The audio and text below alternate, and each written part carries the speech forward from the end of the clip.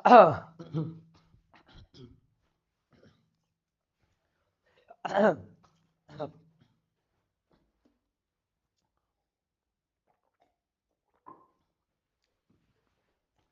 Hello बच्चों, जय हिंद। स्वागत है आपका LIC ट्रिकी केमिस्ट्री में। चलिए भाई साहब, जैसा कि आप सभी को पता है कि आप लोगों के लिए, इंग्लिश मीडियम के बच्चों के लिए भी हम अब लगातार लाइव आने का शुरुआत कर चुके हैं। इसी कड़ी में हम लोग 2 दिनों तक लाइव क्लास कर लिए थे। हालांकि कल का लाइव क्लास में जो है आधा दूर में ही कट गया था। आधा दूर नहीं, अच्छा पढ़ा लिए थे, लेकिन और कम से कम 15-20 मिनट पढ़ाते, बट आधा दूर में ही कट गया था। लेकिन चलिए भैया आगे बढ़ते हैं। चलिए चलिए भैया आगे बढ़ते हैं।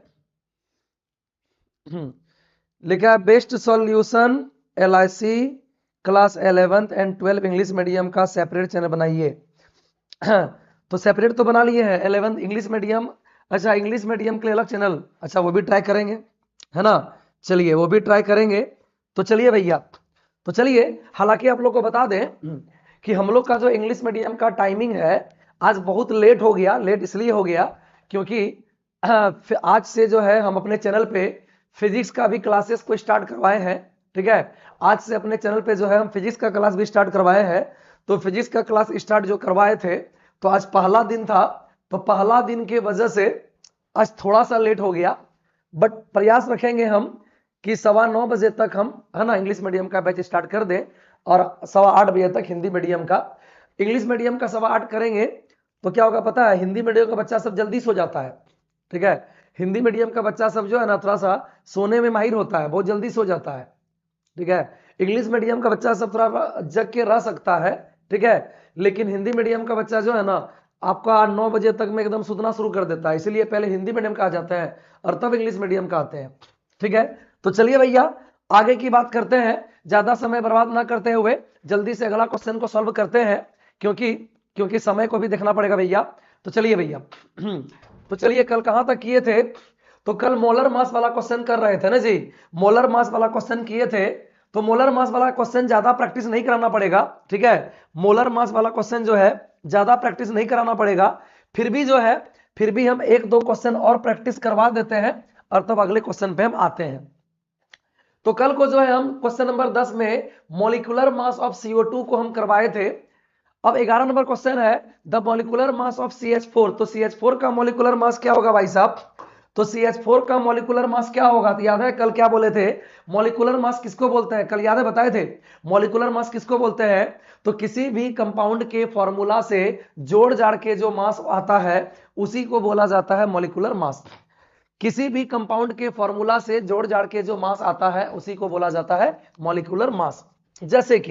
जैसे कि बोलेगा the molecular mass of CH4 क्या है, तो CH4 का मॉलिक्यूलर मास क्या आएगा, तो फॉर्मूला से जोड़ जाड़ के जो मास आता है उसी को बोला जाता है मॉलिक्यूलर मास या फिर मोलर मास। तो कार्बन का मास होता है 12, हाइड्रोजन का होता है 1, लेकिन हाइड्रोजन 4 टो है तो 4 टो का 4 होगा, तो 12-4 कितना हो जाएगा 16, यानी कि CH4 का मॉलिक्यूलर मास होगा 16, यानी कि the molecular mass of CH4 is 16 unit, है ना। लिखा है यू, बोलेगा सर ये यू क्या लिखा है, यू बोले तो यूनिट, ऐसे मॉलिक्यूलर मास का यूनिट होता है ग्राम पर मोल, है ना। ऐसे आपको हम जानकारी के लिए बता दें कि मॉलिक्यूलर मास का यूनिट होता है ग्राम पर मोल। तो कभी ग्राम पर मोल लिखा हुआ रहेगा या कभी कभार जो है केवल और केवल यूनिट या यू लिख देगा। ठीक है, चलिए अब आते हैं अगला क्वेश्चन पे।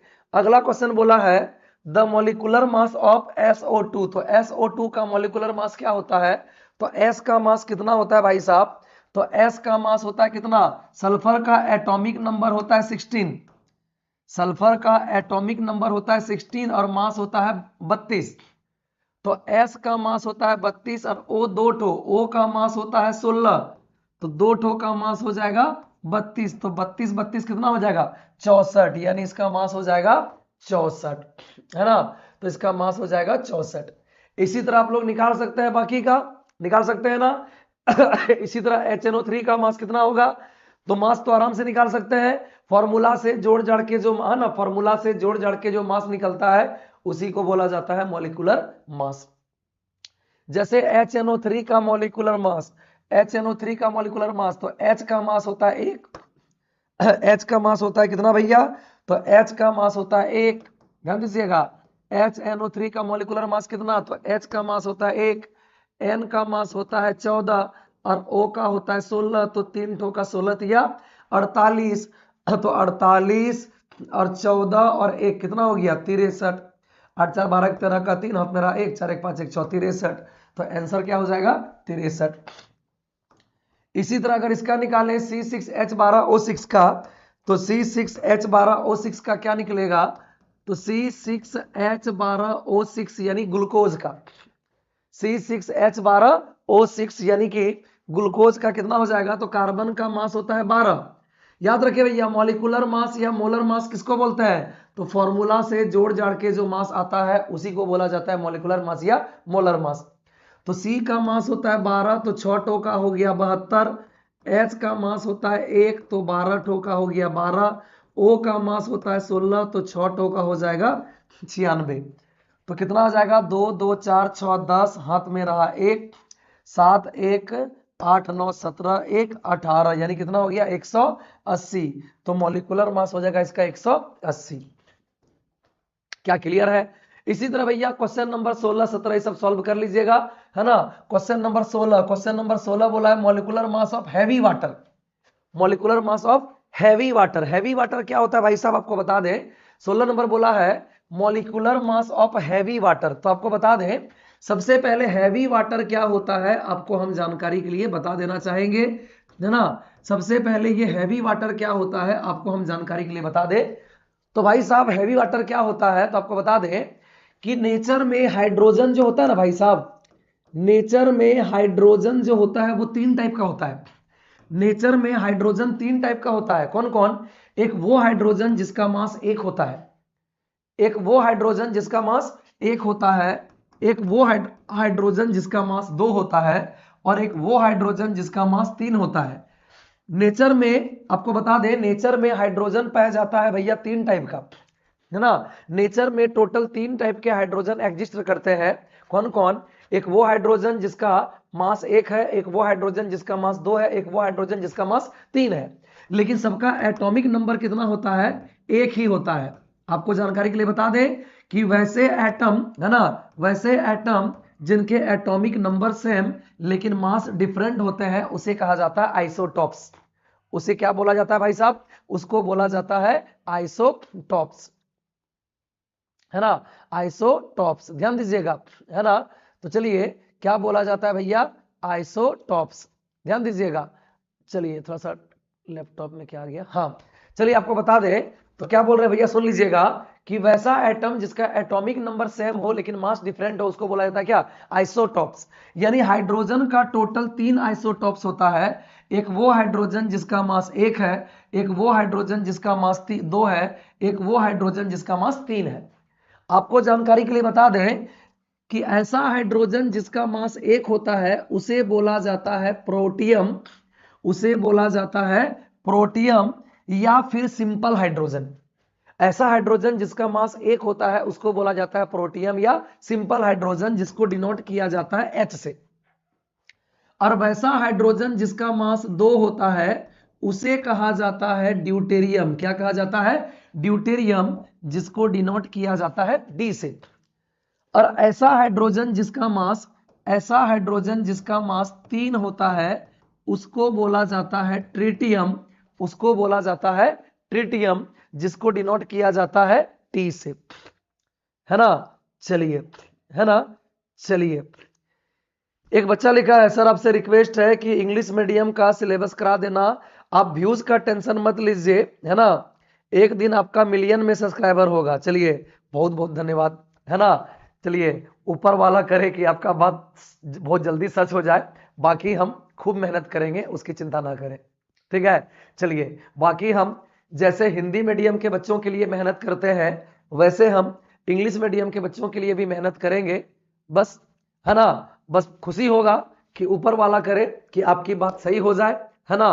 तो बहुत खुशी होगी, क्योंकि हम लोग इतना जो मेहनत कर रहे हैं वो इसलिए कर रहे हैं कि यूट्यूब में भी एक दिन हम सक्सेस करें, है ना। यूट्यूब पे एक दिन सक्सेस करें, इसलिए यूट्यूब के पीछे हम मेहनत कर रहे हैं। ठीक है, चलिए चलिए भैया फिर सुन लीजिएगा क्या बोल रहे हैं, सुनिएगा।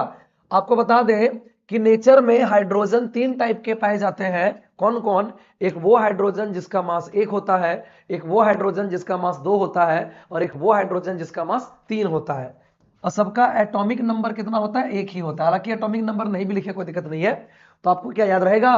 क्या भाई साहब याद रहेगा? तो याद रखिएगा कि नेचर में हाइड्रोजन 3 टाइप के होते हैं। एक वो हाइड्रोजन जिसका मास 1 है, एक वो हाइड्रोजन जिसका मास 2 है, एक वो हाइड्रोजन जिसका मास 3 है। ऐसा हाइड्रोजन जिसका मास 1 है उसे कहा जाता है प्रोटियम। ऐसा हाइड्रोजन जिसका मास 2 है उसे कहा जाता है ड्यूटेरियम। और ऐसा हाइड्रोजन जिसका मास 3 है उसे कहा जाता है ट्रिटियम। क्या क्लियर है भैया? अब याद रखिएगा, प्रोटियम को लिखता है ना, सिंपल हाइड्रोजन जिसको डिनोट करता है H से, ड्यूटेरियम को D से, और ट्रिटियम को T से। अब भाई साहब सुन लीजिए, ये जो सिंपल हाइड्रोजन यानी प्रोटियम जो है, ये जो सिंपल हाइड्रोजन यानी प्रोटियम जब ऑक्सीजन के साथ जुड़ता है तो बनाता है H2O। ये जो प्रोटियम यानी सिंपल हाइड्रोजन जब O से जुड़ता है तो ये बनाता है H2O, जिसको बोला जाता है वाटर या नॉर्मल वाटर। अगर पूछेगा कि नॉर्मल वाटर का यानी वाटर का मास कितना है, अगर बोलेगा कि वाटर का मॉलिक्यूलर मास कितना है, तो हम क्या जवाब देंगे पता है? तो H का मास कितना होता है? तो H का मास 1 होता है। तो एक गो H का मास 1, तो 2 ठो का मास 2, और O का होता है 16। तो मिला जुला के कितना हो जाएगा? 18। यानी H2O का मास पूछेगा, मॉलिक्यूलर मास, तो हम क्या बोलेंगे? बोलिए 18। लेकिन अगर कभी पूछ दिया जाए, क्या पूछ दिया जाए कि ड्यूटेरियम ऑक्साइड का, ड्यूटेरियम ऑक्साइड, ये ड्यूटेरियम ऑक्साइड किसको बोलता है भैया? तो ध्यान दीजिएगा, जब ये क्या बोले, जब ये नॉर्मल हाइड्रोजन, जब ये नॉर्मल हाइड्रोजन यानी प्रोटियम जब ऑक्सीजन से जुड़ता है तब बनता है H2O, जिसको बोलता है वाटर। लेकिन जब ये वाला हाइड्रोजन यानी ड्यूटेरियम, जब ये वाला हाइड्रोजन यानी कि ड्यूटेरियम जब ऑक्सीजन से जुड़ता है तो बनता है D2O। क्या बनता है? D2O, जिसे बोला जाता है हैवी वाटर। जिसे क्या बोला जाता है भाई साहब? Heavy water. तो ड्यूटेरियम ऑक्साइड को ही बोला जाता है हैवी वाटर। क्लियर हो गया? जब ये वाला हाइड्रोजन जुड़ता है ऑक्सीजन से तब बनता है H2O, तो वो कहलाता है वाटर। लेकिन जब ये वाला हाइड्रोजन, कौन हाइड्रोजन? वो हाइड्रोजन जिसका मास 2 है उसको बोलता है ड्यूटेरियम, सिंबल होता है D। जब ये वाला हाइड्रोजन ऑक्सीजन से जुड़ता है यानी कि D2O बनाता है तो वो कहलाता है हैवी वाटर। क्या क्लियर हो गया? तो हैवी वाटर क्या है भैया? तो हैवी वाटर एक्चुअल में ड्यूटेरियम का ऑक्साइड है जिसका फॉर्मूला होता है D2O। अगर बोलेगा कि हैवी वाटर का मॉलिक्यूलर मास बताइए, तो जवाब क्या होगा पता है? तो हैवी वाटर का फॉर्मूला है D2O यानी ड्यूटेरियम ऑक्साइड। तो ड्यूटेरियम का मास कितना होता है जी? तो ड्यूटेरियम क्या है? तो ड्यूटेरियम एक प्रकार का हाइड्रोजन है। ड्यूटेरियम एक प्रकार का हाइड्रोजन, लेकिन कैसा हाइड्रोजन? जिसका मास 2 है। तो ड्यूटेरियम एक प्रकार का हाइड्रोजन, लेकिन वैसा हाइड्रोजन जिसका मास 2 है। तो ड्यूटेरियम का मास होता है कितना? 2। लेकिन ड्यूटेरियम है के ठो? 2 ठो। तो 2 ठो का कितना हो जाएगा? बोलिए 4। तो D2 का हो गया 4 और O का हो गया 16। तो 16 और 4 कितना हो गया भाई साहब? 20। कितना हो गया? 20। इसका मतलब ड्यूटेरियम ऑक्साइड का मॉलिक्यूलर मास कितना होगा भैया? 20 होगा। क्या क्लियर है? ड्यूटेरियम ऑक्साइड का मॉलिक्यूलर मास कितना होगा भाई साहब? 20 होगा। क्या एकदम क्लियर हो गया? क्या कोई तकलीफ किसी को? क्या पूरा क्लियर है? अगर क्लियर है तो कमेंट में लिखें। जैसे बोलेगा मोलर मास या molecular mass of H2O water, तो क्या आता है? 18। अभी बोले थे ना, H2O का मास पूछता है तो क्या बोलते हैं? 18। लेकिन बोलेगा molecular mass of water not heavy water, तो क्या आ जाएगा? बोलिए 20। कैसे आया 20? क्या क्लियर हो गया? क्लियर हुआ तो कमेंट में लिखिए यस, और कोई दिक्कत है तो हम बताएंगे। चलिए कमेंट में लिखिए क्लियर। बहुत अच्छा, शाबाश। चलिए भैया अब बढ़ते हैं आगे। अगला क्वेश्चन क्या भैया? तो अगला क्वेश्चन है क्वेश्चन नंबर 17, 18, 19, 20। लगातार जो है इंपेरिकल फॉर्मूला से क्वेश्चन है। लगातार किससे क्वेश्चन है? इंपेरिकल फॉर्मूला से। तो चलिए भैया पहले आप लोगों को थोड़ा सा हम इंपेरिकल फॉर्मूला का थ्योरी दे देते हैं। इंपेरिकल फॉर्मूला का थ्योरी दे देते हैं। इंपेरिकल फॉर्मूला एक्चुअल में होता क्या है? एक्चुअल में भाई साहब आपने बचपन से जो फॉर्मूला पढ़ा है ना, आपने केमिस्ट्री में बचपन से किसी कंपाउंड का जो फॉर्मूला पढ़ा है, वो फॉर्मूला क्या है पता है? वो फॉर्मूला एक्चुअल में था मॉलिक्यूलर फॉर्मूला, जो किसी मॉलिक्यूल्स में नंबर ऑफ एटम्स को बताता था। एक्चुअल में आप लोग इससे पहले जो भी फॉर्मूला पढ़े हैं वो एक्चुअल में कौन फॉर्मूला है? मॉलिक्यूलर फॉर्मूला है। मॉलिक्यूलर फॉर्मूला कहते किसको है? तो वह केमिकल फॉर्मूला जो किसी है ना, जो किसी कंपाउंड के एक मॉलिक्यूल्स में, जो किसी कंपाउंड के एक मॉलिक्यूल्स में उनके कंपोनेंट एलिमेंट्स के एटम को बताता है, उसी को बोला जाता है मॉलिक्यूलर फॉर्मूला। बोलेगा मतलब सर, मतलब जैसे कि कार्बन डाइऑक्साइड का मॉलिक्यूलर फॉर्मूला क्या होता है? CO2। इसका मतलब क्या हुआ? तो कार्बन डाइऑक्साइड का मॉलिक्यूलर फॉर्मूला CO2 है। इसका मतलब कार्बन डाइऑक्साइड का एक मॉलिक्यूल्स में, कार्बन डाइऑक्साइड का एक मॉलिक्यूल्स में कार्बन का एक एटम और ऑक्सीजन का 2 एटम मिल, है ना, ऑक्सीजन का 2 एटम प्रेजेंट है। कार्बन डाइऑक्साइड का मॉलिक्यूलर फॉर्मूला CO2 है। इस बात का मतलब यह हुआ कि कार्बन डाइऑक्साइड का एक मॉलिक्यूल्स बनाने में कार्बन का एक एटम और ऑक्सीजन का 2 एटम लगा है, तब जाके CO2 का एक, तब जाके कार्बन डाइऑक्साइड का एक मॉलिक्यूल्स बना है। तो जो किसी मॉलिक्यूल्स में प्रेजेंट एलिमेंट के नंबर ऑफ एटम्स को बताता है, उसी को बोलते हैं मॉलिक्यूलर फॉर्मूला। ये आपको थोड़ा सा डिफिनेशन बता दिए, है ना। जैसे कार्बन डाइऑक्साइड का मॉलिक्यूलर फॉर्मूला CO2 है, इस बात का मतलब ये हुआ कि कार्बन डाइऑक्साइड के एक मॉलिक्यूल में, कार्बन डाइऑक्साइड के एक मॉलिक्यूल में कार्बन का एक एटम, ऑक्सीजन का 2 एटम है। जैसे हम लोग बोलते हैं मीथेन का मॉलिक्यूलर फॉर्मूला CH4 है, इस बात का मतलब क्या हुआ?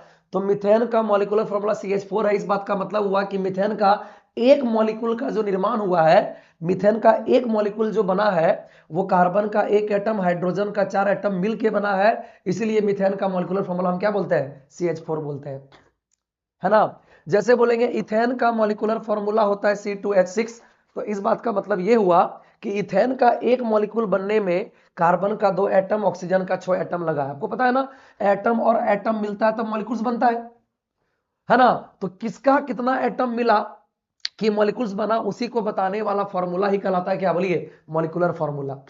जैसे कि इथेन का मॉलिक्यूलर फॉर्मूला होता है C2H6, इस बात का मतलब यह हुआ कि इथेन का एक मॉलिक्यूल्स में कार्बन का 2 एटम और हाइड्रोजन का 6 एटम प्रेजेंट है।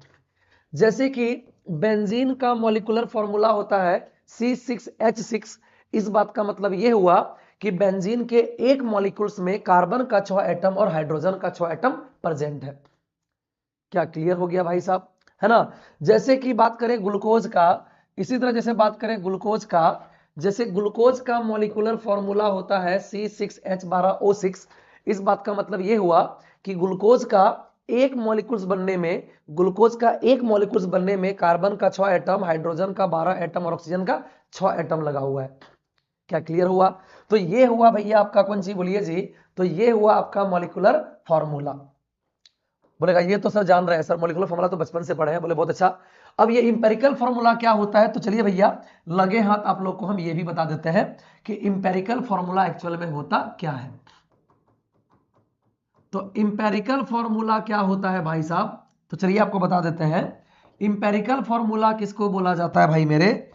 तो जब मॉलिक्यूलर फॉर्मूला से, क्या बोल रहे हैं सुनिएगा, जब मॉलिक्यूलर फॉर्मूला से कॉमन फैक्टर को निकाला जाता है, जब मॉलिक्यूलर फॉर्मूला से कॉमन फैक्टर को निकाला जाता है, तो जो नया फॉर्मूला बनता है उसी को बोला जाता है इंपेरिकल फॉर्मूला। क्या क्लियर? क्या बोल रहे हैं?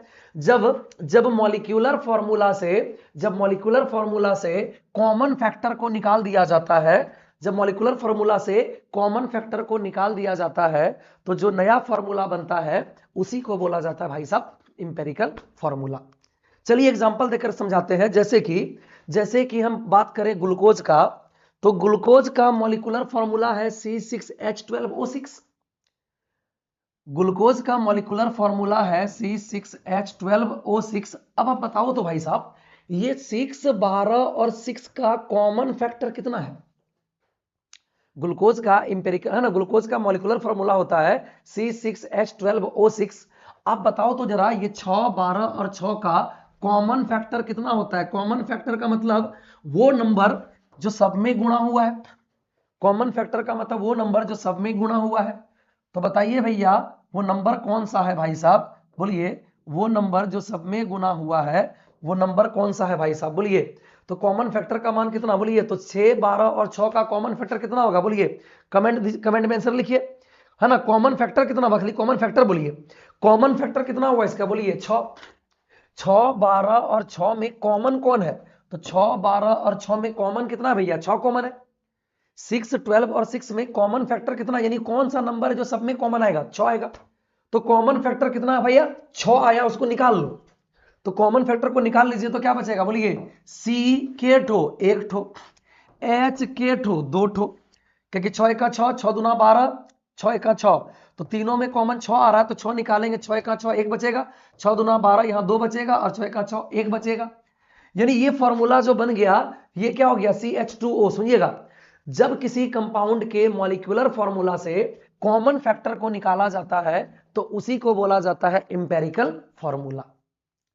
इंपेरिकल फॉर्मूला एक्चुअल में उसका, है ना, उसका जो है ना, क्या कहते हैं, रेशियो को बताता है, उसका मूल अनुपात को बताता है ना। तो चलिए भैया, तो ये हो गया इंपेरिकल फॉर्मूला। यानी कि अगर पूछेगा ग्लूकोज का मॉलिक्यूलर फॉर्मूला क्या है, तो हम लोग बोलेंगे C6H12O6। लेकिन बोलेगा ग्लूकोज का इंपेरिकल फॉर्मूला क्या है, तो हम लोग बोलेंगे CH2O। गौर करिए, क्या क्लियर हो गया, गौर करिएगा। अगर बोलेगा, हम लोग को बचपन में कोई पूछता था, है ना, ऐसे हम लोग 8, 9, 10 में पढ़ते थे ना, कोई ऐसे बोलता था, अरे बाबू पढ़ता है, हाँ क्या पढ़ता है, साइंस पढ़ रहे हैं, मैथ पढ़ रहे हैं, साइंस पढ़ रहे हैं, हाँ बताओ तो ग्लूकोज का फॉर्मूला क्या था, तो हम लोग बोलते हैं C6H12O6। लेकिन अब को पूछेगा बताओ तो ग्लूकोज का फॉर्मूला क्या है, तो बोलेगा क्वेश्चन बढ़िया पूछिए, पहले कौन फॉर्मूला की बात कर रहे हैं। फॉर्मूला 2 टाइप का होता है, मॉलिक्यूलर फॉर्मूला और इंपेरिकल फॉर्मूला। आप किसका बात कर रहे हैं, तो बोलेगा ग्लूकोज का मॉलिक्यूलर फॉर्मूला क्या है, तब बोलेंगे C6H12O6। लेकिन जैसे बोलेगा ग्लूकोज का इंपेरिकल फॉर्मूला क्या है, तो हम मॉलिक्यूलर फॉर्मूला में जो कॉमन फैक्टर होगा उसको निकाल देंगे। तो जब मॉलिक्यूलर फॉर्मूला से कॉमन फैक्टर को निकाला जाता है तो जो नया फॉर्मूला बनता है उसी को बोलता है इंपेरिकल फॉर्मूला, जो उसका रेशियो, मेन रेशियो को बताता है। उसी तरह बताइए बेंजीन का मॉलिक्यूलर फॉर्मूला क्या है, C6H6। अब बताइए भाई साहब इसका कॉमन फैक्टर कितना है बोलिए, अब बताइए भाई साहब इसका कॉमन फैक्टर कितना है, तो कॉमन फैक्टर का मान कितना हो गया 6। 6 कॉमन क्या होगा 6। अब इस कॉमन फैक्टर जो 6 है उसको हटा लीजिए, कॉमन फैक्टर जो 6 उसको निकालिए तो क्या बचेगा बोलिए CH। तो ये हो गया बेंजीन का इंपेरिकल फॉर्मूला। क्या क्लियर हो गया। तो जब हम लोग मॉलिक्यूलर फॉर्मूला से कॉमन फैक्टर को निकालते हैं तो जो नया फॉर्मूला मिलता है उसी को बोला जाता है क्या, तो इंपेरिकल फॉर्मूला। क्लियर है। उसी तरह बताइए इथेन का होता है C2H6। इथेन का फॉर्मूला C2H6। अब बताइए इसका कॉमन फैक्टर कितना हुआ बोलिए, अब बताइए भैया इसका कॉमन फैक्टर कितना हो गया, तो 2 और 6 में कॉमन फैक्टर कितना आएगा, 2 आएगा।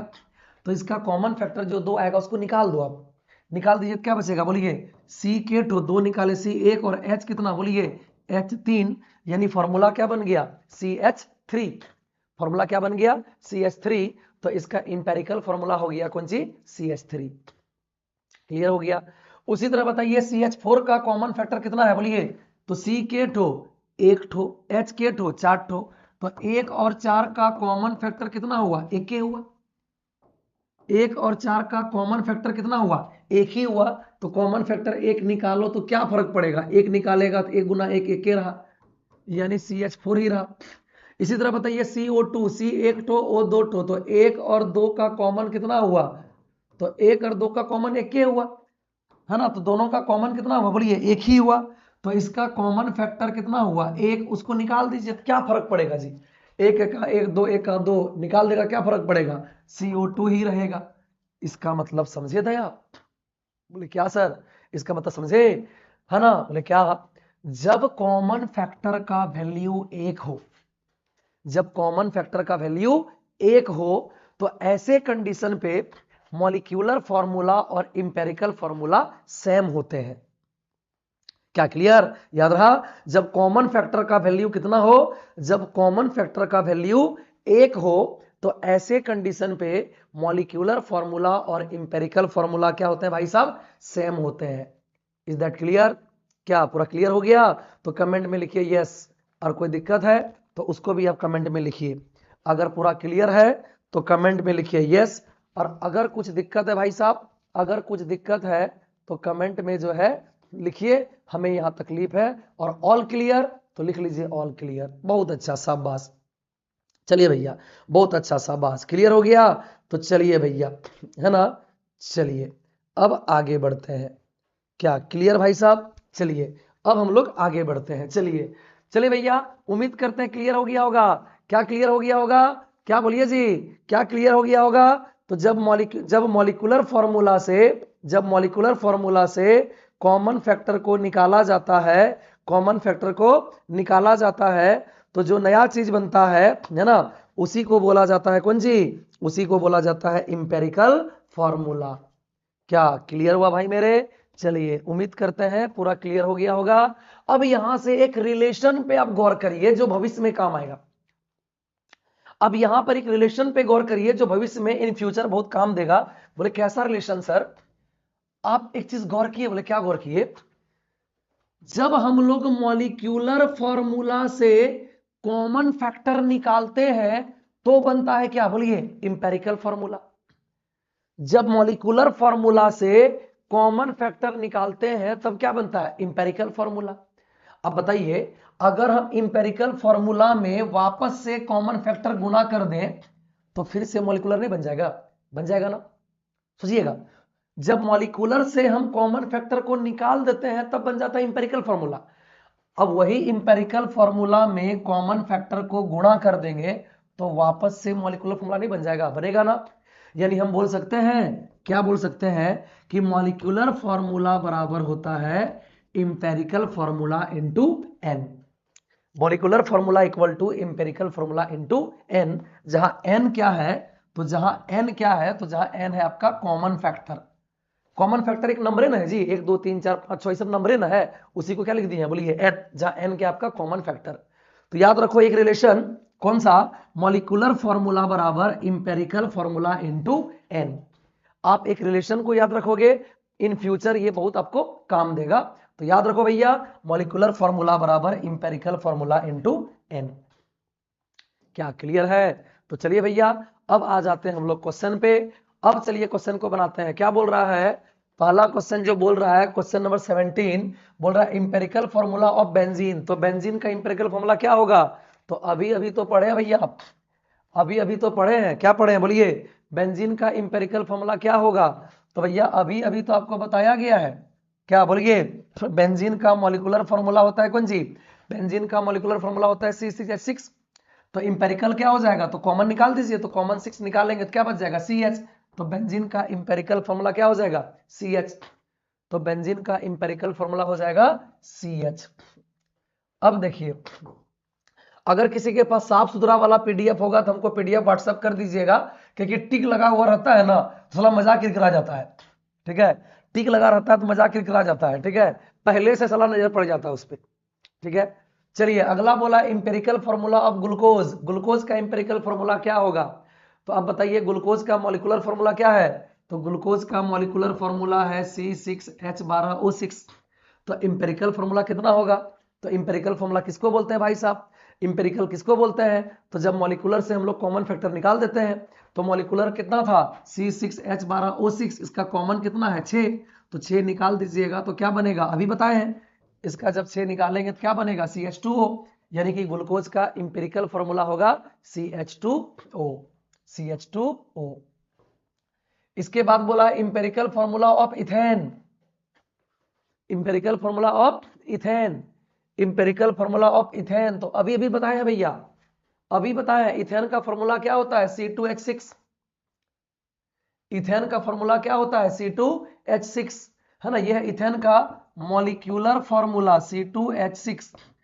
अब बताइए इसका इंपेरिकल फॉर्मूला क्या होगा? तो दोनों में कॉमन फैक्टर ढूंढिए। तो कॉमन कितना है? तो 2 और 6 का कॉमन कितना निकलेगा? 2। तो 2 निकाले थे, है ना। इसका कॉमन फैक्टर 2 निकला था, 2 निकाले थे तो क्या आया था? CH3। यानी कि इसका इंपेरिकल फॉर्मूला क्या होगा भाई साहब? CH3। उसके बाद बोला है empirical formula of hydrogen peroxide. Empirical formula of hydrogen peroxide तो आपको पता होना चाहिए। बोले क्या सर? हाइड्रोजन पेरोक्साइड का फॉर्मूला क्या होता है पता है? हाइड्रोजन पेरोक्साइड का फॉर्मूला होता है H2O2। हाइड्रोजन पेरोक्साइड का फॉर्मूला क्या होता है भाई साहब? हाइड्रोजन पेरोक्साइड का फॉर्मूला होता है H2O2। ठीक है, हाइड्रोजन पेरोक्साइड का फॉर्मूला, कौन formula? Molecular formula. Hydrogen peroxide का मॉलिक्यूलर फॉर्मूला होता है H2O2। तो अब बताइए इसका इंपेरिकल फॉर्मूला क्या होगा? तो इंपेरिकल फॉर्मूला के लिए इसका कॉमन फैक्टर को निकालेंगे ना, तो इसका कॉमन फैक्टर निकालिए। तो इसका कॉमन फैक्टर कितना है जी? 2। तो इसका कॉमन फैक्टर 2 निकाल लीजिएगा तो क्या हो जाएगा बोलिए? HO। इसका कॉमन फैक्टर 2 निकाल लीजिएगा तो क्या हो जाएगा? HO। दैट इज, है ना, that is we can say that, क्या बोल सकते हैं कि the empirical formula of hydrogen peroxide is HO। क्या क्लियर हुआ भाई साहब? चलिए अगला क्वेश्चन। अगला क्वेश्चन तो हो गया है मॉलिक्यूलर, है ना, क्या कहते हैं, मॉलिक्यूलर मास या मोलर मास ऑफ H2 हो चुका था 18। अब अगला क्वेश्चन भी देखिए मोलर मास का है। मॉलिक्यूलर मास या मोलर मास ऑफ NH3 निकाल लेगा। N का मास 14, H का 1, 3 ठोका 3, 14 3 17 हो जाएगा। हम अभी कुछ देर पहले बोले थे कि मास का यूनिट, मॉलिक्यूलर मास या मोलर मास का यूनिट होता है ग्राम पर मोल। तो कभी ग्राम पर मोल लिखेगा, नहीं तो कभी कभी यूनिट भी लिख देता है, यू लिख देता है। इसके बाद बोला है मॉलिक्यूलर मास या मोलर मास ऑफ C2H2 या CH4 निकाल लोगे।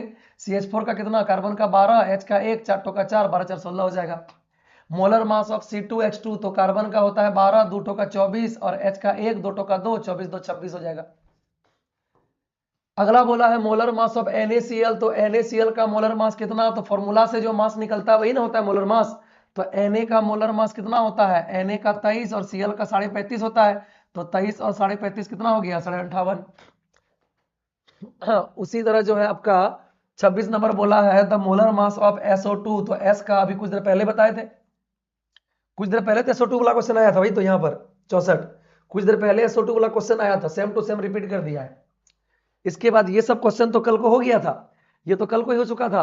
क्वेश्चन नंबर 27, 28, 29, 30 ये सब क्वेश्चन तो कल हो गया था, है ना। कल 32 नंबर तक तो कल हो गया था। अब आते हैं क्वेश्चन नंबर कितना, है ना, अब आते हैं क्वेश्चन नंबर 33 में। अब आते हैं क्वेश्चन नंबर 33 में। 33 नंबर क्या बोल रहा है भैया? The weight of hydrogen and oxygen in water molecule in the ratio of. Hydrogen और ऑक्सीजन का वेट का रेशियो क्या होता है वाटर मॉलिक्यूल में? क्या बोल रहा है क्वेश्चन भाई साहब? क्वेश्चन बोल रहा है कि वाटर के मॉलिक्यूल में यानी H2O में, क्वेश्चन बोल रहा है वाटर के मॉलिक्यूल में यानी H2O में हाइड्रोजन का और ऑक्सीजन का जो वेट है उसका रेशियो क्या है? तो निकाल लो भाई साहब। हाइड्रोजन का वेट कितना? हाइड्रोजन का वेट 1, तो 2 ठोका 2 हो गया। O का वेट होता है 16, है ना। H का वेट 1, 2 ठोका 2, O का 16, दोनों का रेशियो कितना आ गया? 1:8 का। तो आंसर क्या होगा भाई साहब? 1:8। उसके बाद अगला क्वेश्चन हो गया, आंसर हो जाएगा 1:8 का। उसके बाद बोला है the number of molecules in 1.8 gram H2O। The number of molecules in 1.8 gram H2O। तो चलिए भैया आपको एक बात बताते हैं। मोल कंसेप्ट में आपने क्लास में एक फॉर्मूला पढ़ा होगा, हालांकि ये फॉर्मूला कहां से आया, कैसे आया, ये सब चीज हम लोग क्लास में पूरा लॉजिकली प्रूव करते थे, है ना। ये पूरा क्लास में हम लोग लॉजिकली प्रूव करते थे ये कंसेप्ट आया तो आया कहां से, है ना। ऐसा नहीं कि ऊपर से डायरेक्ट टपक गया, कोई तो भैया इसका, है ना, इसका प्रूफ होगा, कोई तो इसका ओरिजिन होगा, ठीक है ना। तो ये फॉर्मूला आया कहां से? तो हमने क्लास में जब मोल कंसेप्ट पढ़ाया था तो काफी विस्तार पूर्वक पढ़ाया था, बिकॉज मात्र मोल कंसेप्ट को ही हमने कम से कम क्लास में 4 से 5 क्लास लिया हुआ था। मात्र मोल कंसेप्ट के बारे में आपको जो क्लास दिए थे, 4 से 5 क्लास दिए थे, मतलब मोल के बारे में पूरा धज्जी उड़ा दिए थे। लेकिन जो क्लास नहीं किया है तो कम से कम भैया काम चलाऊ उसका करेंगे, क्योंकि ये हम लोग तो ऑब्जेक्टिव का प्रैक्टिस कर रहे हैं, एग्जाम, है ना, एग्जाम को देखते हुए मेन क्लास तो नहीं कर रहे हैं, बट प्रयास करेंगे कि लगभग उतना बता दिया जाए कि काम चल जाए आपका। तो फिलहाल फॉर्मूला कहां से आया, कैसे आया वो नहीं बता सकते हैं, बट एक फॉर्मूला आप लोग याद रखोगे। कौन सा फॉर्मूला? नंबर ऑफ मॉलिक्यूल्स के लिए,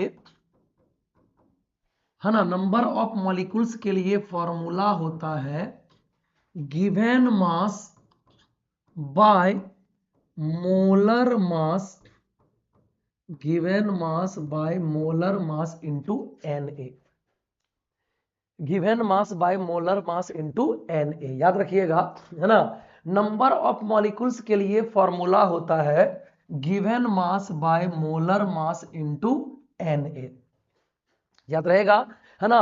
अगर आपको कोई कंपाउंड का, सुनिएगा, अगर आपको किसी कंपाउंड का मास दे दिया है, अगर आपको कोई कंपाउंड का मास दे करके बोलेगा बताओ इसमें नंबर ऑफ मॉलिक्यूल्स कितना है, तो उसके लिए एक प्यारा सा फॉर्मूला है, लगा दीजिएगा, number of molecules equal to given mass by molar mass into Na।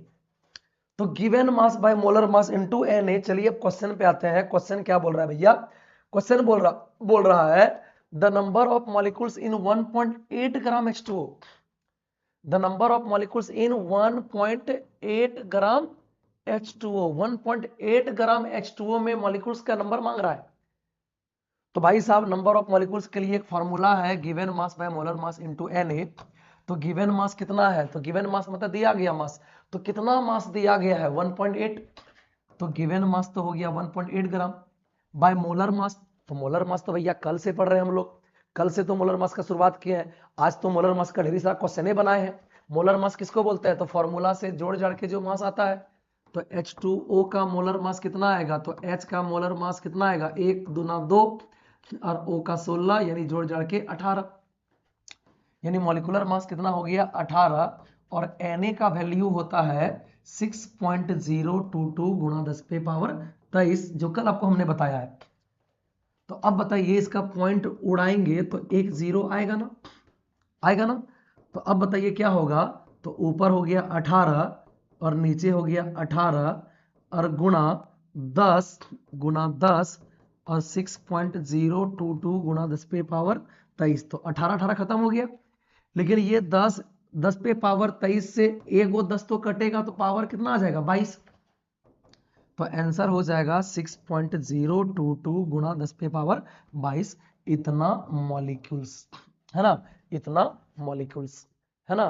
तो आंसर क्या हो जाएगा? 6.022 इंटू 10 टू पावर 22 मॉलिक्यूल्स। क्या क्लियर हुआ भाई साहब? क्या क्लियर हो गया? अब जो अगला क्वेश्चन है ना, अब जो अगला क्वेश्चन है ये मोलरिटी मोललिटी ये सब वाला क्वेश्चन है। तो मोलरिटी मोललिटी ये सब क्वेश्चन को हम एक ही बार में करेंगे कल के क्लास में, है ना। आज उससे छोटा मोटा क्वेश्चन जो है उसको देख लेते हैं, ठीक है। मोलरिटी मोललिटी ये सब हम लोग एक ही क्लास में करेंगे, ठीक है। मोलरिटी मोललिटी ये सब हम लोग एक ही क्लास में कर लेंगे। आज हम लोग इस टॉपिक से मिलता जुलता क्वेश्चन कर लेते हैं, फिर हम लोग मोलरिटी मोललिटी खूब करते रहेंगे, है ना। चलिए भैया, मोलरिटी मोललिटी फिर न्यूमेरिकल है, इंपेरिकल फार्मूला का, वो सब हम लोग एक ही क्लास में कर लेंगे, ठीक है भैया। चलिए ये सब एक ही क्लास में, कल के क्लास में हम लोग इसको थाम लेंगे। फिलहाल आज का अगला क्वेश्चन जो है वो देखते हैं, जो कम टाइम वाला क्वेश्चन होगा उसको देख लेंगे, है ना। चलिए, हाँ ये वाला क्वेश्चन बहुत बढ़िया है, ये वाला क्वेश्चन बहुत बढ़िया है। बोल रहा है क्या? क्वेश्चन नंबर 64 में ये वाला क्वेश्चन बहुत बढ़िया है। क्वेश्चन नंबर 64 वाला क्वेश्चन बहुत बढ़िया है। बोल रहा है the number of ions present in एक यानी 111 ग्राम ऑफ कैल्शियम क्लोराइड। ये बहुत बढ़िया क्वेश्चन है। बोल क्या रहा है? बोलिएगा। बोल रहा है the number of ions present in 111 gram CaCl2। तो चलिए भैया इस क्वेश्चन को सॉल्व करते हैं। बहुत प्यारा सा क्वेश्चन है, बहुत अच्छा क्वेश्चन है। बोल रहा है क्या? The number of ions present in 111 gram of CaCl2। तो 111 ग्राम CaCl2 में कितना आयन प्रेजेंट होगा? तो चलिए देखते हैं। तो आयन कितना होगा वो तो बात की बात। सबसे पहले बताइए तो 111 ग्राम CaCl2 जो दिया है, इसमें आप कितना मॉलिक्यूल्स है वो पता लगाइए। तो 111 ग्राम CaCl2 जो दिया है, 111 ग्राम CaCl2 जो दिया है, इसमें CaCl2 कितना मोल है वो पता लगाइए, है ना। कितना मोल है वो पता लगाइए, आयन बाद में पता लगाएंगे। कितना मॉलिक्यूल्स नहीं, कितना मोल है। तो याद रखिए नंबर ऑफ मोल्स के लिए फॉर्मूला क्या होता है भैया? नंबर ऑफ मोल्स के लिए फॉर्मूला होता है गिवन मास बाय मोलर मास। याद रखिएगा एक बात, नंबर ऑफ मोल्स के लिए फॉर्मूला होता है गिवन मास बाय मोलर मास। याद रखिए नंबर ऑफ मोल्स बराबर गिवन मास बाय मोलर मास, और इसमें अगर गुना कर देंगे Na यानी एवोगाड्रो, तो वो नंबर ऑफ मोल्स नहीं नंबर ऑफ मॉलिक्यूल्स हो जाएगा, क्योंकि एक मोल में 6.022 इंटू 10 पावर 23 मॉलिक्यूल्स होता है। ये कल से हम लोग पढ़ रहे हैं, एक मोल कंपाउंड में 6.022 इंटू 10 पावर 23 मॉलिक्यूल्स होता है।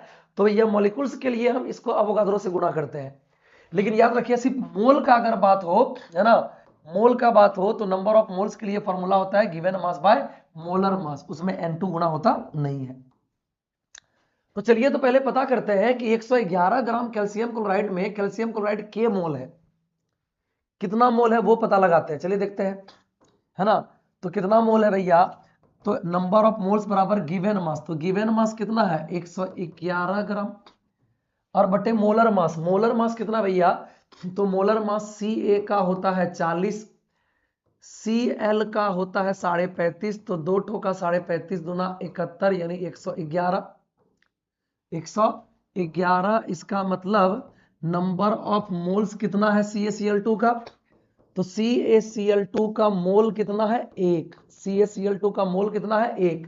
लेकिन क्वेश्चन में CaCl2 का मोल नहीं पूछा है भाई साहब, क्वेश्चन में CaCl2 का मोल नहीं पूछा है, क्वेश्चन में बोला है total number of ions present in 111 gram CaCl2। CaCl2 का मोल नहीं पूछा है, CaCl2 का आयन पूछा है भाई साहब। तो CaCl2 का आयन पूछा है, तो CaCl2 का आयन, तो CaCl2 किसमें टूटता है पता है, CaCl2 टूटता है Ca2 प्लस और दो टू Cl माइनस, तोड़ने आता है नहीं तो आप लोग को, CaCl2 टूटता है Ca2 प्लस और दो टो Cl माइनस, यानी एक मोल CaCl2 टूटता है 3 मोल आयन में, एक वो कैल्शियम का आयन और दो ठो क्लोरीन का आयन, यानी कि आयन में ये टूटेगा के ठो 3 ठो। तो क्वेश्चन में मोल नहीं पूछा है, एक मोल COC है ना, एक मोल CaCl2 टूटता है कितना मोल आयन में, 3 मोल आयन में, एक वो कैल्शियम का और दो वो क्लोरीन का, टोटल 3 आयन में टूटता है। तो इसका आंसर कितना होगा भैया पता है, इसका आंसर हो जाएगा 3, आंसर ये होगा, ये आंसर गलत दिया है, ये आंसर गलत दिया है भैया, आंसर जो एक दिया वो गलत दिया है, ये एक मोल जो दिया ना वो गलत दिया है ना, एक मोल आयन नहीं होगा 3 मोल आयन होगा, वो गलत आंसर है ना। एक मोल तब होता है जब यहाँ आयन नहीं पूछता, अगर बोलता टोटल नंबर ऑफ, है ना, total number of moles present in 111 gram CaCl2, है ना, CaCl2 में ऐसा बोलता कि CaCl2 में कितना मोल प्रेजेंट है, तो हम बोलते हैं 1 मोल। लेकिन अगर बोला है CaCl2 का आयन कितना है, तो CaCl2 टूटता है भैया, एक वो कैल्शियम और दो ठो क्लोरीन, टोटल 3 आयन में टूटता है। तो एक ठो CaCl2 3 ठो भैया आयन में टूट रहा है, यानी एक मोल CaCl2 जो है 3 मोल आयन में टूटेगा, तो आंसर होगा 3 मोल, है ना। आंसर मिस्टेक दिया उसमें, ठीक है। एकदम मस्त क्वेश्चन था, इसको बोलते हैं क्वेश्चन, लाजवाब क्वेश्चन था ये, इसको बोलते हैं क्वेश्चन। ये सब क्वेश्चन देख के जो ना लगता है हाँ भाई साहब दिमाग लगवाया है बच्चा को, हालांकि दिमाग ऐसा लगवाया है कि क्वेश्चन जो छापा है वर्मा गेस्ट पेपर वाला वो आंसर गलत कर दिया है, दिमाग लगा नहीं पाया है, ठीक है। इसको बोलते हैं क्वेश्चन। क्या समझ में आया बात। इसी तरह अगर बोलता, है ना, इसी तरह अगर बोलता, क्या बोलता, अगर इसी तरह बोलता क्वेश्चन ऐसा, मतलब कैसा, ऐसा बोल देता कि 58.5 ग्राम NaCl में, 58.5 ग्राम NaCl में कितना मोल आयन है, कितना मोल आयन है।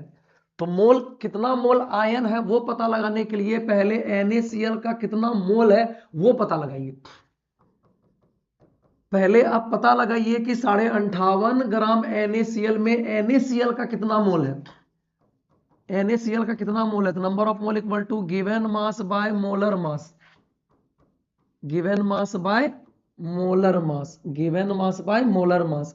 तो गिवन मास कितना है 58.5 ग्राम, अगर बोलता 58.5 ग्राम NaCl में कितना मोल आयन है, तो पहले भैया आयन तो बाद में, पहले हम पता लगाते हैं कि 58.5 ग्राम NaCl में NaCl का है कितना मोल, 58.5 ग्राम NaCl में NaCl का कितना मोल है पहले वो पता लगाते हैं। नंबर मोल के लिए फॉर्मूला गिवन मास में मोलर मास, तो गिवन मास हो गया 58.5 और मोलर मास, मोलर मास भी 58.5 आएगा, जोड़ के देख लीजिए Na का 23, Cl का 35.5, जोड़ के 58.5, यानी ये आया 1 मोल। तो आंसर क्या देंगे, 1 मोल आयन नहीं, गलत, 1 मोल तो NaCl आया है, लेकिन भैया एक ठो NaCl टूटता है Na प्लस और Cl माइनस में, यानी 2 आयन में टूटता है, एक Na प्लस का और एक Cl माइनस का। तो एक ठो NaCl टूटता है 2 ठो आयन में, तो 1 मोल NaCl टूटेगा 2 मोल NaCl में। आंसर हो जाता है इसका 2 मोल आयन, 2 मोल आयन, एगो Na प्लस एगो Cl माइनस। क्या क्लियर हो गया? क्या क्लियर हुआ भाई साहब? उम्मीद करते हैं बहुत बेहतर तरीके से क्लियर हो गया होगा। ठीक है, बहुत बेहतर तरीके से क्लियर हो गया होगा। अगर कोई तकलीफ हो तो आप लोग कमेंट में लिखिए, अगर सब क्लियर है तो कमेंट में लिखिए ऑल क्लियर, कोई तकलीफ नहीं है। और अगर कोई दिक्कत है ना, तो आप हमें जरूर बताएं। ठीक है, आप लोग को हम ये भी बोल देते हैं कि अगर कोई दिक्कत है तो कमेंट में लिखें, और अगर कोई बड़ा दिक्कत हो जो लगेगा कि नहीं भैया कमेंट में पॉसिबल नहीं लिखना, क्योंकि पता चलेगा लिखने में ही बहुत अजीब लग जाएगा टाइम, क्योंकि हम आपका कमेंट पढ़ लेंगे तो बता, हाँ जवाब तो दे ही देंगे, लेकिन बाई चांस कभी लगे नहीं इतना बड़ा लिखने जाएंगे, ठीक है, तो भैया लिखना पॉसिबल नहीं है, तो आप हमारे नंबर पे, हमारा नंबर दिया हुआ रहता है, हम बहुत बार अपना नंबर बताए हैं, आप हमारे नंबर पे जो है ना व्हाट्सअप कर दीजिएगा। अगर हम उसमें फ्री रहेंगे तो आपको तुरंत कॉल करके रिप्लाई करेंगे, और अगर हम उसमें फ्री नहीं रहेंगे तो जब भी हमको टाइम मिलेगा हम आपको कॉल घुमा करके, ठीक है ना, कॉल बैक करके आपको हम क्लियर कर देंगे। ठीक है, क्योंकि ऐसे तो टाइम थोड़ा कम रहता है, बिकॉज दिन भर तो हम पढ़ाते ही रहते हैं, सुबह से शाम तक रात तक तो पढ़ाते ही रहते हैं। ठीक है, क्योंकि बैच जो है सुबह से लेकर शाम तक मेरा ऑफलाइन बैच चलता है, इसके बाद रात को ऑनलाइन बैच चलता है, तो लगभग भैया जब तक सो न जाए 4 से 5 घंटा तो मात्र सोते हैं हम, है ना, 4 से 5 घंटा तो मात्र सोते हैं, उसके बाद तो है ना पढ़ाते रहते ऑफलाइन ऑनलाइन चलते रहता है, तो भैया है ना बहुत कम रेस्ट करते हैं, बाकी पढ़ाते रहते हैं, तो इसीलिए समय नहीं मिल पाता है। तो आप हमारा जो है ये मत सोचिएगा कि हम सर को मैसेज किए और सर हमको रिप्लाई नहीं कर रहे हैं, सर बोले थे पूछना है पूछ लेना और मास्टर तो मैसेज ही नहीं दिख रहा है, तो भैया हम देखेंगे जब हमको समय मिलेगा तो खुद मैसेज देख करके हम रिप्लाई भी करेंगे। ठीक है, तो चलिए मिलते हैं हम लोग अब अगले क्लास में। ठीक है, तब तक के लिए नमस्कार, जय हिंद, जय भारत। बाकी है ना आज इतने दूर पे रखेंगे, ज्यादा देंगे तो ओवरलोड हो जाएगा। ठीक है, ज्यादा देंगे तो ओवरलोड हो जाएगा। ठीक है, तो मिलते हैं अब अगले क्लास में। ठीक है, क्योंकि अब 12 का, हालांकि 12 का टाइम हम चेंज कर दिए, 12 का भोरे भोर कर लेते हैं, है ना। चलिए चलिए मिलते हैं हम लोग अब कल। टाइम आप लोग का हो जाएगा मैनेजमेंट, टाइम एक्चुअल में जो है ना हम 9:15 बजे तक लाइव स्टार्ट कर देंगे। कभी कभी देखिए लेट हो जाता है, क्योंकि देखिए है ना कभी कभी लेट हो जाता है इसलिए कि घर में और भी रहता है काम। हालांकि सोच के देखिए हम ऐसा इंसान है कि एक शादीशुदा इंसान है, 3 बच्चों का पिता है। ठीक है, हम एक शादीशुदा इंसान है, 3 बच्चों का पिता है, हमारी 2 बेटी है 1 बेटा है। ठीक है, तो 3 बच्चों का पिता है, उसके बावजूद भैया हमारी भी उधर भी जिम्मेदारी है, फिर भी हम उधर उतना समय नहीं दे करके, समझिए सुबह से शाम तक रात तक तो पढ़ाते रहते हैं। ठीक है, 6 बजे सुबह से भैया 6 बजे सुबह से लेकर के 12 बजे रात तक, 11 बजे रात तक तो मेरा क्लासे रहता है, वो लोग को समय नहीं दे पाते हैं। ठीक है, तो इसलिए कभी कभार जो है इधर उधर थोड़ा बहुत 19-20 टाइम हो जाता है भाई साहब, इसको भी आपको थोड़ा समझना पड़ेगा, है ना, इसको भी थोड़ा समझना पड़ेगा आप लोग को, है ना। चलिए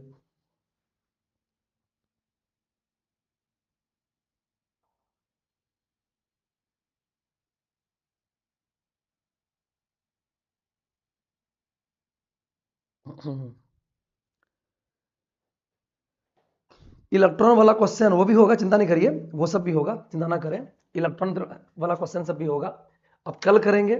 ठीक है, क्योंकि अब थोड़ा सा जो है PYQ सॉल्व करेंगे, अभी लेट है, जिस दिन एग्जाम आपका बचेगा 3-4 दिन उस समय करेंगे, क्योंकि अभी आपका एग्जाम लेट है अभी फिलहाल। ठीक है, तो पहले इधर फरियाल लेते हैं, क्योंकि आपको बता दें वर्मा गेस्ट पेपर से कोई क्वेश्चन बाहर नहीं जाता है, आप खाली देख लीजिए, वर्मा गेस्ट पेपर सॉल्व करेंगे तो PYQ अपने आप सॉल्व हो जाएगा, उसका आप चिंता ना करें। और फिर जैसे एग्जाम नजदीक आएगा, ठीक है, एग्जाम नजदीक आएगा तो हाँ, तो क्या कहते हैं, लगभग मान के चलिए एग्जाम नजदीक आएगा तो हम पूरा लंबा मैराथन आ करके जो है आपका PYQ करवाएंगे, लेकिन अभी नहीं, एग्जाम नजदीक आएगा तब। और खासतौर से केमिस्ट्री का 12 का एग्जाम हो जाएगा तब, क्योंकि अभी 12 वालों के लिए भी बहुत समय देना पड़ता है। हालांकि हमने 12 वालों के लिए इतना समय दिया है कि 12 क्लास के बच्चों का जो है ना, 12 क्लास के बच्चों का पूरा एक राउंड केमिस्ट्री कंप्लीट करके, पूरा केमिस्ट्री फिजिकल इनऑर्गेनिक ऑर्गेनिक सब एक राउंड कंप्लीट करके, ठीक है, ऑब्जेक्टिव क्वेश्चन तक हर यूनिट का है ना। 12 क्लास का जो है हर यूनिट का जो है पूरा रिवीजन करा करके, subjective objective question important practice करवा करके खत्म करके PYQ सीरीज स्टार्ट कर दिया। हम लोग का हर दिन एक PYQ सीरीज को खत्म करते हैं, मतलब हर साल का PYQ खत्म करते हैं। फिर मॉडल सेट टोटल सेट करेंगे। 12 के लिए कुछ ज्यादा करना पड़ता है क्योंकि 12 ज्यादा होता है जरूरी। अब मिलते हैं हम लोग, है ना। चलिए अब मिलते हैं हम लोग कल को। तब तक के लिए नमस्कार, जय हिंद, जय Bharat, good night all of you.